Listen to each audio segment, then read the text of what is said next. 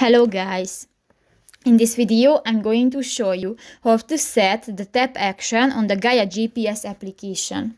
But first of all, I just want to mention, please don't forget to subscribe to our channel, because at 100,000 subscribers we are going to show you our YouTube revenue statistics and growth strategy, how to make money online. So let's jump into it. First of all, open the application on your device.